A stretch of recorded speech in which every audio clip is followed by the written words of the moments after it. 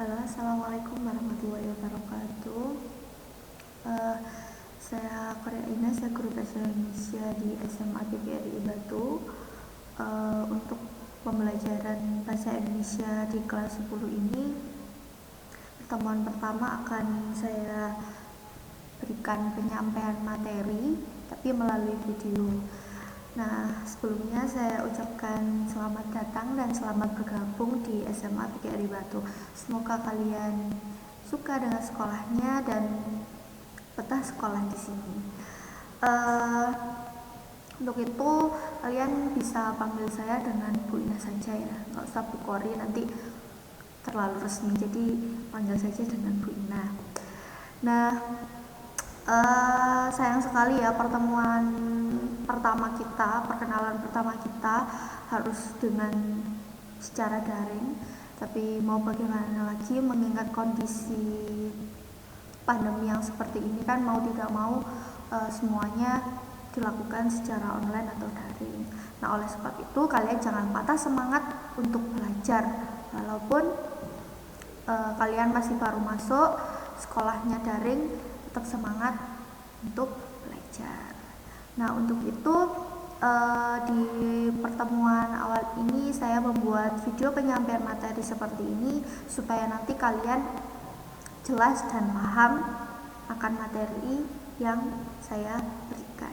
Jadi misal di video ini mungkin saya penjelasannya terlalu cepat atau mungkin ada yang kurang kalian paham, nah itu nanti bisa tanyakan langsung ke saya atau mungkin nanti kita bisa diskusi di Google Classroom.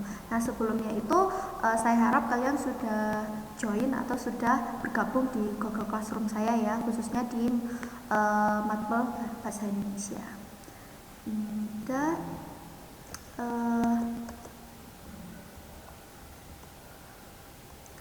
langsung saja pembelajarannya akan saya mulai.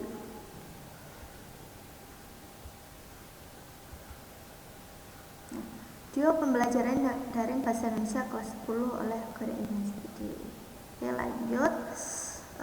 Jadi di kelas 10 SMA di semester 1 itu materi pertama yang akan kita pelajari itu tentang teks laporan hasil observasi. Adapun dalam pembelajaran teks laporan hasil observasi ini ada 4 subbab yang nanti akan kita pelajari. Yang pertama yaitu tentang pengertian ciri-ciri dan informasi dalam teks laporan hasil observasi.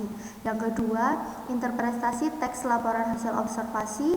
Yang ketiga, struktur dan kaidah kebahasaan teks laporan hasil observasi. Yang keempat, penyusunan teks laporan hasil observasi. Jadi ini merupakan prosedur pembelajaran teks laporan hasil observasi. Tapi untuk video pada kali ini saya akan menyampaikan 2 materi subbab saja, yaitu pengertian ciri-ciri dan informasi dalam teks laporan hasil observasi, dan B, interpretasi teks laporan hasil observasi. Jadi untuk 2 subbab setelahnya nanti akan saya sampaikan di video selanjutnya. Oke, langsung saja. Ini subbab pertama, pengertian dan ciri-ciri teks laporan hasil observasi dan informasi apa saja yang ada di dalam teks laporan hasil observasi. Nah, sebelumnya kalian mungkin sudah pernah dengar istilah teks laporan hasil observasi itu apa. Jadi teks laporan hasil observasi itu merupakan teks laporan dari hasil pengamatan. Pengamatan tentang apa? Nah, pengamatan tentang suatu objek yang diamati. Jadi intinya teks laporan hasil observasi itu, jadi kita melakukan kegiatan pengamatan atau observasi terlebih dahulu terhadap suatu objek. Entah itu objeknya bisa hewan, bisa manusia, bisa benda mati, atau peristiwa. Nah, itu kita observasi secara langsung, kita amati, baru kita membuat laporannya. Nah, untuk pembelajaran kita pada hari ini, kita mempelajari tentang teks laporan hasil observasi atau teks laporan hasil pengamatan. Jadi kalau misalnya kalian bingung, observasi itu artinya apa sih? Observasi itu artinya adalah pengamatan atau peninjauan secara langsung. Oke, ini pengertian dari teks laporan hasil observasi. Nah, ini boleh sambil kalian melihat video, boleh sambil kalian screenshot, nanti kalian tulis di buku catatannya masing-masing supaya nanti tidak hilang. Atau karena ini videonya sudah saya upload di YouTube, nanti bisa kalian putar ulang-ulang supaya nanti lebih paham. Oke, kita baca. Pengertian teks laporan hasil observasi adalah teks yang berisi penjabaran umum mengenai suatu objek yang didasarkan pada hasil kegiatan pengamatan atau observasi. Nah, kegiatan observasi merupakan kegiatan pengumpulan data atau informasi melalui pengamatan secara langsung atau peninjauan secara cermat di tempat lapangan atau lokasi pengamatan. Kegiatan ini dilakukan untuk memperoleh informasi tentang tingkah laku, keadaan, kondisi, atau situasi dari objek yang diteliti. Nah, teks laporan hasil observasi ini juga disebut sebagai teks klasifikasi mengenai jenis-jenis sesuatu berdasarkan kriteria tertentu. Maksudnya disebut dengan teks klasifikasi itu karena teks laporan hasil observasi juga biasanya isinya melaporkan tentang penjenisan suatu objek atau penggolongan atau pengelompokan. Jadi klasifikasi ini artinya adalah penggolongan, penjenisan, atau pengelompokan terkait jenis-jenis tentang objek yang diteliti. Tapi bukan berarti, kalau di dalam teks laporan hasil observasi itu pasti isinya tentang klasifikasi atau pengelompokan jenis-jenis tentang suatu objek. Nah, tidak selalu, tapi juga bisa disebut dengan teks klasifikasi. Artinya tidak selalu itu bukan berarti di dalam teks laporan hasil observasi itu hanya meneliti objek yang bisa dikelompokkan atau dijeniskan saja. Tidak. Misalnya kalian hanya meneliti satu objek, misalnya tanaman. Nah, tanaman hanya satu saja, misalnya tidak ada penggolongan atau tidak ada penjenisannya, ya boleh, itu nanti kalian jadikan teks laporan hasil observasi. Jadi nanti alurnya kalian misalnya ingin mengamati tentang pertumbuhan tanaman apa misalnya. Nah, itu kalian amati terus progresnya, pertumbuhannya. Nah, itu nanti kalian tulis dalam bentuk laporan. Nah, laporannya itu disebut dengan teks laporan hasil observasi atau teks laporan hasil pengamatan. Nah, selanjutnya ciri-ciri teks dari laporan hasil observasi. Nah, yang pertama bersifat objektif, global, dan universal. Maksudnya bersifat objektif, jadi di dalam teks laporan hasil observasi itu harus ada atau wajib ada objek yang diamati atau diobservasi. Jadi kalau misalnya kalian mau membuat teks laporan hasil observasi tapi tidak ada objeknya, nah itu tidak bisa masuk dalam kriteria atau ciri-ciri teks laporan hasil observasi. Karena apa? Karena teks laporan hasil observasi itu sifatnya objektif. Jadi ada suatu objek yang memang benar-benar diamati. Global dan universal karena sifatnya umum. Jadi penjabaran secara umum. Lalu kemudian ciri yang selanjutnya, objek yang akan dibicarakan atau dibahas adalah objek tunggal. Nah, jadi dalam teks laporan hasil observasi, misalnya kalian mengamati tentang objeknya itu tanaman. Nah, berarti objeknya harus tunggal tentang tanaman saja. Jangan sampai nanti objeknya dua. Misalnya kalian meneliti objeknya tanaman dengan manusia. Nah, itu kan tidak ada kaitannya. Nah, itu tidak boleh. Jadi kalian dalam pembuatan teks laporan hasil observasi atau ciri dari teks laporan hasil observasi, objeknya adalah tunggal. Misalnya tanaman, loh Bu, tapi tanaman ini tuh ada banyak jenisnya, ada banyak penggolongannya. Nah, itu boleh, karena apa? Karena masih dalam satu jenis, yaitu tadi objeknya tanaman. Yang tidak boleh itu objeknya ada dua. Nah, misalnya objek yang pertama itu tentang tanaman, yang kedua tentang hewan. Nah, itu kan tidak ada kaitannya. Nah, tapi kalau misalnya objeknya satu tunggal tanaman tapi jenis-jenisnya banyak, nah itu boleh. Tapi kalau misalnya objeknya ada dua, nah itu tidak boleh atau tidak masuk dalam kriteria ciri-ciri teks laporan hasil observasi. Lalu kemudian ciri yang ketiga, ditulis secara lengkap dan sempurna.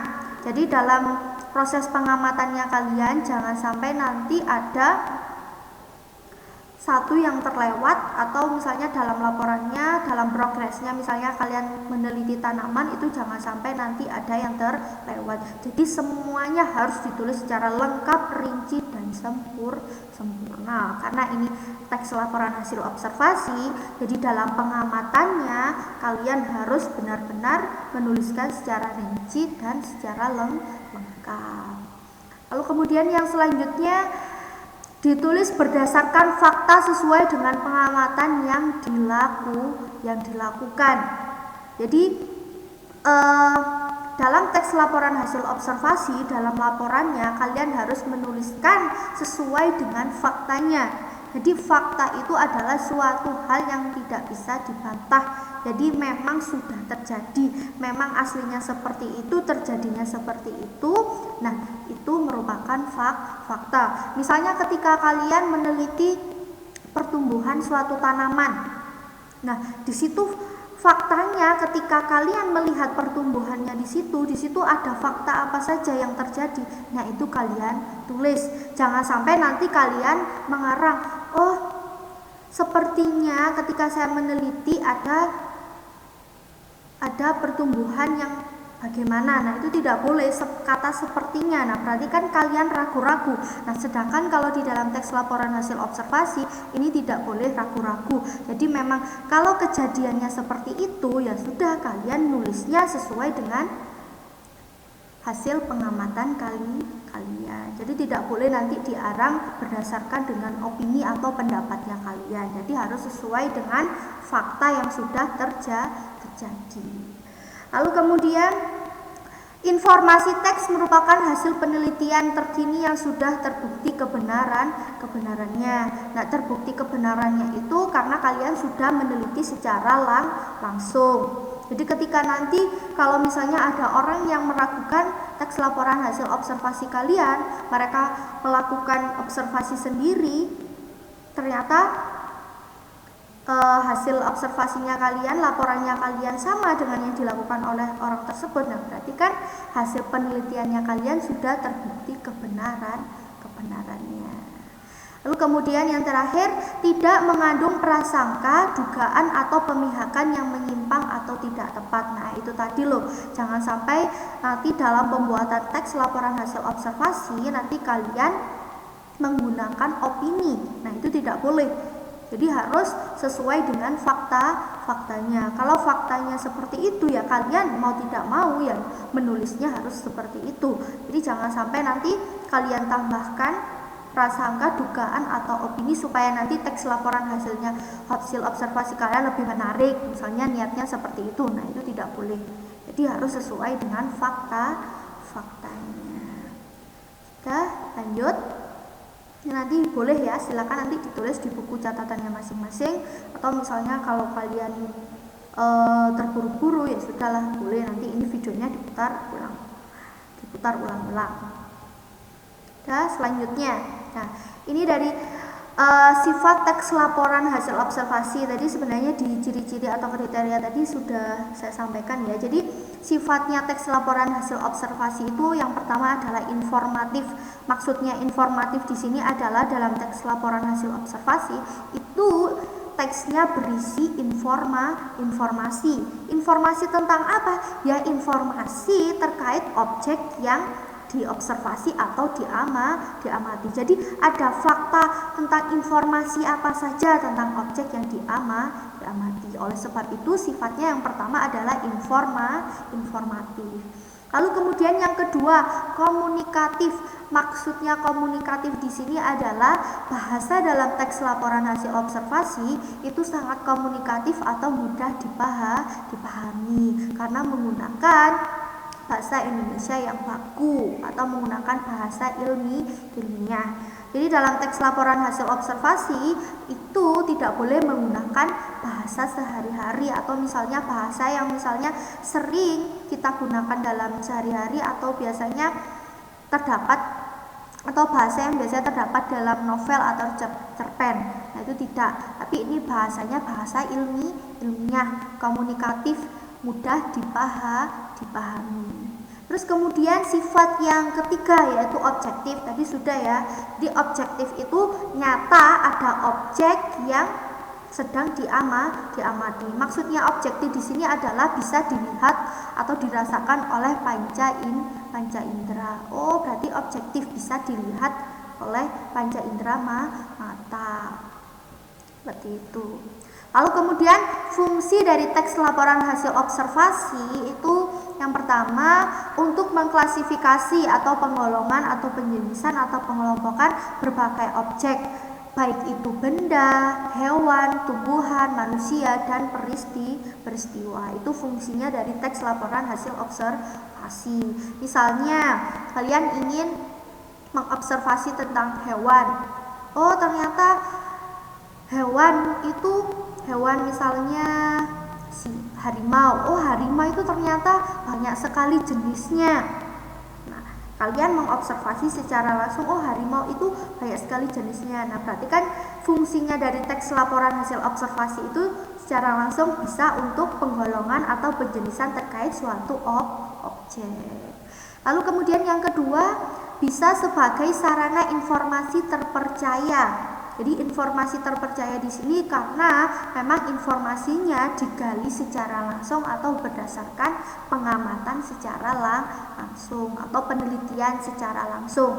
Jadi oleh sebab itu fungsinya dari teks laporan hasil observasi itu bisa sebagai sarana informasi terpercaya. Yang selanjutnya bisa dijadikan dokumentasi kegiatan. Jadi dokumentasi itu bukan berarti hanya foto saja.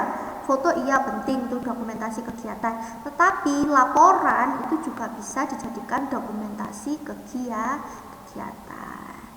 Lalu kemudian yang selanjutnya, informasi yang terdapat dalam teks laporan hasil observasi itu merupakan fakta yang ditemui pada objek yang diamati. Jadi ya isinya dari teks laporan hasil observasi itu ya terkait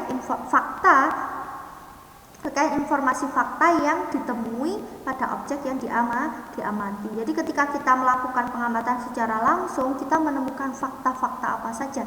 Nah, itu nanti dituliskan dalam laporan. Ya, lanjut. Nah, jadi teks laporan hasil observasi di sini itu ada strukturnya, ada urutannya. Nah, untuk struktur yang pertama yaitu pernyataan umum atau definisi umum. Jadi isinya itu merupakan pembukaan yang berisi pengertian mengenai suatu objek yang dibahas dalam teks laporan hasil observasi. Jadi bagian awal dari teks laporan hasil observasi itu isinya adalah definisi umum atau pernyataan umum atau pengertian umum terkait objek yang diamati. Misalnya tadi objeknya adalah hewan. Harimau adalah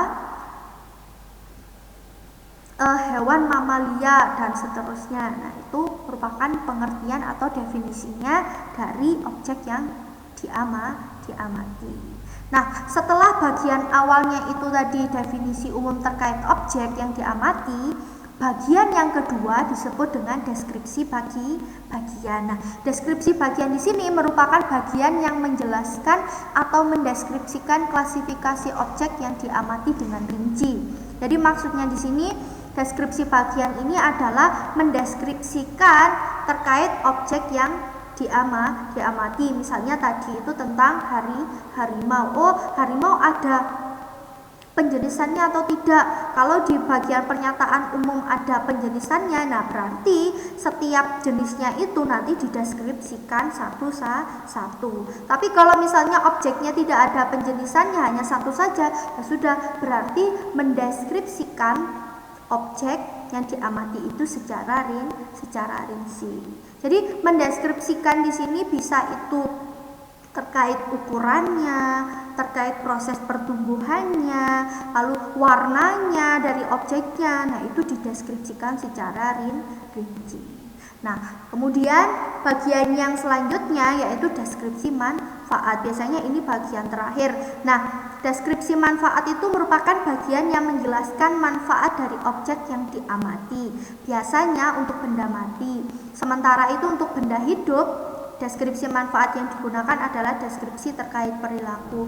Jadi setelah tadi bagian awalnya itu merupakan definisi umum atau pengertian umum terkait objek yang diamati, lalu kemudian bagian yang kedua deskripsinya, pendeskripsian atau penjelasan tentang objeknya itu, lalu kemudian bagian yang terakhir adalah mendeskripsikan manfaat dari objek yang diamati. Misalnya tadi tumbuhan itu ternyata ada khasiatnya, ada manfaatnya atau tidak. Nah, itu nanti dideskripsikan setelah mendeskripsikan objeknya. Kalau misalnya itu benda hidup, tadi contohnya seperti hewan, nah itu bisa terkait manfaat yang dideskripsikan bisa terkait perilakunya, atau misalnya ternyata manfaat dari pembudidayaan harimau ini adalah untuk menjaga flora dan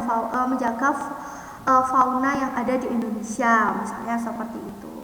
Terus kemudian bagian yang terakhir, penutup atau simpulan, itu merupakan bagian rincian akhir teks laporan hasil observasi. Penutup dapat berisi simpulan berupa tanggapan atau pendapat penulis tentang objek yang dibahas.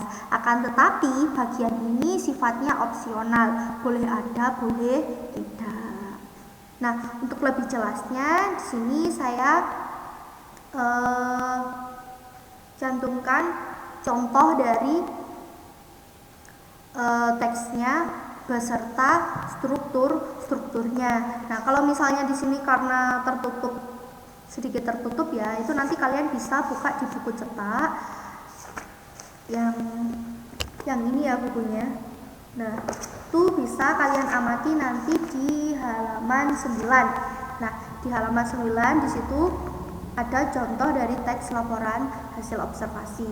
Nah, karena ini hanya sebagai contoh saja, jadi strukturnya teks laporan hasil observasi yang pertama tadi kan ada pernyataan umum, yang kedua deskripsi bagian, yang ketiga deskripsi manfaat, yang keempat tadi itu kan simpulan. Nah, simpulan itu kan sifatnya opsional, boleh ada, boleh tidak. Nah, kalau ini tadi contohnya. Nah, jadi di sini objeknya tentang apa? Objeknya adalah tentang kencur. Kencur ini termasuk objek atau tumbuhan atau tanaman yang sedang diamati. Nah, bagian pernyataan umum di sini isinya adalah nama ilmiah, yaitu bahasanya terkait objek yang diamati, yaitu tentang tanaman kencur. Lalu kemudian jenis tumbuhan berbatang lunak dan bersifat kayu, ciri-ciri habitat tanaman kencur. Jadi bagian pernyataan umum itu isinya selain definisi terkait objek yang diamati, yaitu tadi itu kencur, terus kemudian isinya ada jenisnya, lalu kemudian ada ciri-ciri habitatnya. Nah, selanjutnya bagian yang selanjutnya di sini yang sudah saya tandai itu termasuk deskripsi bagian. Nah, di sini mendeskripsikan tentang bentuk, terus kemudian warnanya, terus kemudian aromanya. Nah, ini kan berarti mendeskripsikan secara rinci terkait objek, yaitu kencur yang diamati. Lalu kemudian bagian yang terakhir itu manfaat. Jadi kencur bagi kesehatan sudah terkenal dari nenek moyang, bisa dimanfaatkan untuk sebagai obat, masuk angin, mengatasi radang. Nah, ini manfaat dari objek yang diamati, yaitu kencurnya. Itu manfaatnya apa? Nah, itu nanti dideskripsikan di bagian deskripsi manfaat. Seperti itu ya. Oke, sudah lanjut. Nah, sebab yang selanjutnya interpretasi teks laporan hasil observasi. Jadi interpretasi itu merupakan pendapat atau pendapatnya kalian terkait membaca teks laporan hasil observasi. Nah, untuk Pembelajarannya di sini nanti kalian tugasnya adalah meringkas teks laporan hasil observasi, menyimpulkan struktur teks laporan hasil observasi. Nah, di sini untuk langkah-langkah dalam meringkas teks laporan hasil observasi, sebenarnya yang namanya meringkas teks, apapun itu teksnya, itu hampir sama. Yang pertama yaitu membaca teksnya. Jadi kalian harus memahami isi teksnya terlebih dahulu supaya kalian nanti bisa meringkas. Lalu kemudian yang kedua, mencatat gagasan, yaitu menemukan pokok-pokok informasi dalam teks laporan hasil observasi. Jadi pokok-pokok informasi yang penting itu nanti kalian tulis gagasannya terlebih dahulu. Kemudian yang selanjutnya menyatukan gagasan, jadi mengembangkan pokok-pokok informasi ke dalam paragraf. Jadi kalian tadi kan sudah menemukan informasi-informasi penting, kalian sudah catat. Nah, baru kalian gabung satu kesatuan ke dalam bentuk paragraf, yang mana nanti ringkasannya itu jangan sampai tidak nyambung. Jadi dalam bentuk kalian kembangkan ke dalam bentuk paragraf itu informasinya harus saling berkaitan. Jangan sampai nanti informasi terkait deskripsi aromanya lalu kemudian melenceng informasi terkait bentuknya atau apa, nah seperti itu, atau aromanya. Nah, jadi informasi yang ada di situ harus kalian satukan menjadi dalam satu paragraf yang runtut dan rinci. Jadi meringkas di sini bukan berarti kalian menyalin ya. Oh, sudah tulis aja lagi. Nah, itu namanya menyalin atau menuliskan kembali. Yang namanya meringkas yaitu hanya menyampaikan pokok-pokok informasi penting yang nanti kalian gabungkan dalam paragraf. Nah, dalam paragraf di sini, nah itu tidak harus satu paragraf, tapi boleh kalian jadikan beberapa paragraf. Oh, misalnya gagasan yang pertama atau paragraf pertama isinya informasi terkait aroma. Terus kemudian paragraf kedua informasi terkait bentuk. Informasi paragraf ketiga isinya adalah tentang manfaat. Nah, seperti itu boleh. Jadi yang mana nanti paragrafnya itu apabila dibaca ringkasannya itu bisa dipahami dan isinya nyambung. Nah, kemudian ini untuk langkah-langkah menyimpulkan struktur teks laporan hasil observasi. Nah, tapi ini nanti tugasnya untuk di pertemuan kedua. Ya, sebenarnya sama saja. Nanti tugas langkah-langkah menyimpulkan struktur teks laporan hasil observasi yang pertama yaitu menyimak teks laporan hasil observasi dengan seksama sehingga dapat menangkap informasi yang disampaikan secara lengkap dan terperinci. Lalu kemudian yang selanjutnya memahami isi teks dari bentuk, isi maupun kebahasaan. Dan yang terakhir barulah menyimpulkan bagian-bagian dalam teks laporan hasil observasi sesuai dengan strukturnya. Jadi tadi kan sudah saya bahas strukturnya teks laporan hasil observasi kan ada 3 atau ada 4, tapi yang keempat itu kan opsional. Jadi yang ketiga yang penting itu yang pertama definisi umum atau pernyataan umum, yaitu nanti kalian baca, oh bagiannya yang mana ya, itu nanti kalian simpulkan. Lalu kemudian yang kedua deskripsi bagian, oh itu mendeskripsikan secara rinci terkait objek yang diamati, oh deskripsinya apa. Nah, itu nanti kalian bisa simpulkan atau tandai mana yang bagian definisi umum atau pernyataan umum, lalu kemudian mana yang termasuk bagian deskripsi bagian, terus kemudian yang terakhir mana yang termasuk deskripsi manfaat.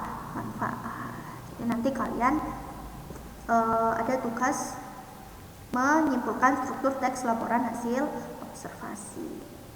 Oke, selanjutnya, nah untuk tugasnya di pertemuan pertama ini silahkan cek di Google Classroom masing-masing. Di situ nanti sudah saya berikan petunjuk terkait tugas nanti yang harus kalian kerjakan. Oke, sekian, terima kasih terkait video pembelajaran bahasa Indonesia pada kali ini. Kurang dan lebihnya saya mohon maaf. Nanti kalau misalnya kurang jelas, boleh nanti ini videonya diputar ulang, atau misalnya boleh nanti kita diskusi secara langsung di Google Classroom. Baiklah, Assalamualaikum warahmatullahi wabarakatuh. Sampai jumpa di video selanjutnya.